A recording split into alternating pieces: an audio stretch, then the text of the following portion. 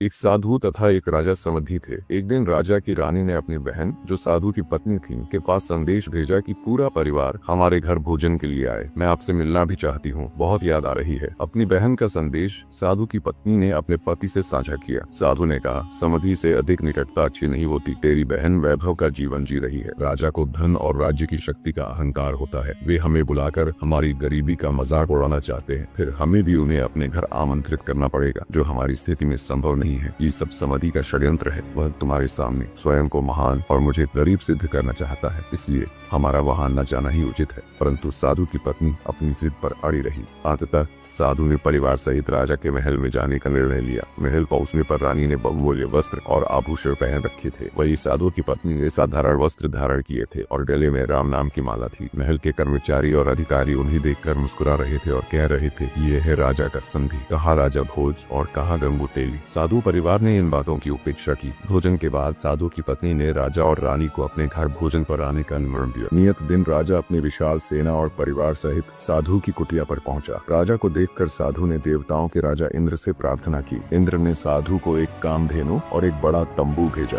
कामधेनु एक चमत्कारी गाय थी, जो इच्छा अनुसार भोजन और सामग्री प्रदान कर सकती थी। साधु ने गाय की आरती की और प्रार्थना की। कुछ ही समय में 56 प्रकार के व्यंजन चांदी की परातों और बर्तनों में सजे हुए प्रकट हो गए। लड्डू, जलेबी, खीर, हलवा, पूरी, दाल, कचौरी, रसगुल्ले आदि। राजा और उसकी सेना चकित रह गई। राजा ने व्यंग्य करते हुए कहा, मेरी सेना भी भोजन करेगी, उनके लिए भी व्यवस्था करो। साधु ने शांतिपूर्वक उत्तर दिया, प्रभु कृपा से सबकी व्यवस्था हो जाएगी। राजा और उसकी सेना ने भोजन का आनंद लिया। राजा ने देखा कि साधु के द्वारा किया गया भोजन भंडारा उसके महल से कहीं अधिक भव्य था। यह देखकर वह ईर्ष्या से भर गया। भोजन के बाद राजा ने साधु को बुलाकर पूछा, यह भोजन जंगल में कैसे तैयार हुआ? न कोई चूल्हा, न कोई कड़ाही। साधु ने उत्तर दिया, यह सब कामधेनु गाय की कृपा से संभव हुआ है। मैंने इसे स्वर्ग से उधार लिया है। राजा ने लोभ में कहा, यह गाय मुझे दे दो, मेरी सेना के लिए यह उपयोगी होगी, तुम्हारे लिए इसका कोई महत्व नहीं। साधु ने दृढ़ता से उत्तर दिया, राजन, यह गाय मेरी नहीं है, यह स्वर्ग की संपत्ति है, मैं इसे आपको नहीं दे सकता। राजा ने अपनी सेना को आदेश दिया, इस गाय को पकड़ लो। साधु ने गाय से प्रार्थना की, गौ माता, आप अपने लोक स्वर्ग राज इंद्र के पास लौट जाएं। कामधेनु तंबू फाड़कर आकाश की ओर उड़ गई। राजा ने क्रोध में आकर उस पर तीर चलाया, जो गाय के पैर में लगा। घायल कामधेनु स्वर्ग लौट गई, लेकिन जहाँ जहाँ उसका खून गिरा, वहाँ वहाँ तंबाकू उग आया।